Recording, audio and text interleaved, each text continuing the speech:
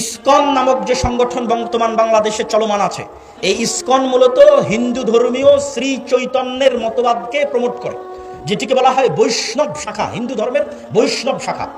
আর শ্রী চৈতন্যকে কেউ বলে যে তিনি নিজে শ্রীকৃষ্ণ, আর কেউ বলে যে শ্রী চৈতন্য মূলত শ্রীকৃষ্ণের ভক্ত ছিলেন। তো এই ধারাটার মূল বক্তব্য কি? এই ধারাটার শ্রী চৈতন্যের মূল বক্তব্য হচ্ছে হিন্দুদের মধ্যে যে জাতপাতের ভেদাভেদ আছে, হিন্দুদের মধ্যে জাতপাতের ভেদাভেদ আছে, ব্রাহ্মণ, ক্ষত্রিয়, শূদ্র, এরকম 4টে ভাগে তারা বিভক্ত। তার মধ্যে সবচেয়ে সম্মানিত অংশটা হচ্ছে ব্রাহ্মণ, যারা তাদের দাবি অনুযায়ী তাদের ভগবানের মাথা থেকে সৃষ্টি হয়েছে, নাউজুবিল্লাহ। তো এই নিম্নবর্ণের হিন্দুদের কোনো অধিকার হিন্দু সমাজে ছিল না, ফলত নিম্নবর্ণের হিন্দুরা দলে দলে ইসলাম গ্রহণ করেছে। কেননা ইসলামের সবাই সমান, ইসলামে কোনো জাত নাই, পাত নাই, কালার নাই, রং নাই, বর্ণ নাই, ভাষা নাই, কিছু নাই। ইন্না আবাকুম ওয়াহিদ ওয়া ইন্না রাব্বাকুম ওয়াহিদ ইয়া আইয়ুহান নাস উবুদু রাব্বাকুমুল্লাযী খালাকাকুম মিন নাফসিন ওয়াহিদা। তোমাদের পিতা এক, তোমাদের রব এক। জো বাইডেনের পিতা, নরেন্দ্র মোদীর পিতা, ডক্টর ইউনূসের পিতা একজনই, আদম আলাইহিস সালাতু ওয়াস সালাম। তো ইসলামের সবাই সমান, এখানে কোনো জাতপাত নাই, রং বর্ণ কিছু নাই। তো এই জন্য নিম্নবর্ণের হিন্দুরা দলে দলে ইসলাম গ্রহণ করেছে। নিম্নবর্ণের হিন্দুদেরকে ইসলাম থেকে ঠেকাতে, নিম্নবর্ণের হিন্দুদেরকে পাওয়ারফুল করার জন্য, হিন্দু সমাজে তাদের একটা জায়গা তৈরি করার জন্য শ্রী চৈতন্যের মতবাদের আবির্ভাব হয়, যেটিকে হিন্দু ধর্মের বৈষ্ণব শাখা বলে। এটিকে নিয়ে কাজ করে ইসকন। এই জন্য ইসকনের বড় বড় মন্দিরগুলো নিম্নবর্ণের হিন্দুরা যেখানে বেশি থাকে ওখানে আছে।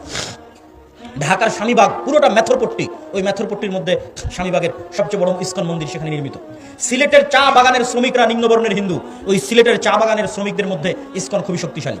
বাংলাদেশের রাষ্ট্রপক্ষের আইনজীবী সাইফুল ইসলাম আলিফ ভাইকে মেথরপট্টিতে হত্যা করা হয়েছে, কারণ মেথরপট্টিতে ইসকন সবচেয়ে শক্তিশালী।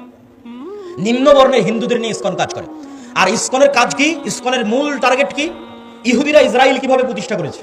ইহুদিরা ইসরায়েল প্রতিষ্ঠা করেছে কাঁদতে কাঁদতে, মায়া কান্না দিয়ে।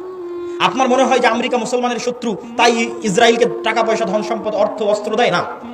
মুসলমানের শত্রুতার কারণে যতটা না দেয়, তার চেয়ে বেশি দেয় এই মনে করে যে এরা হচ্ছে অসহায়, এদের থাকার জায়গা নাই, এদের দেখার কেউ নাই। আর এই অসহায়ত্বটা তৈরি করেছে ইহুদিরা।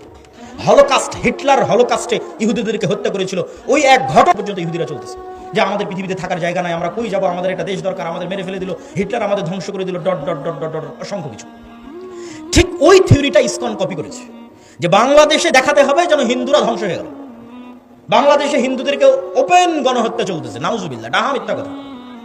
কিন্তু এটা তারা দেখাতে সক্ষম হচ্ছে ভারতের মিডিয়া ওপেন করলে।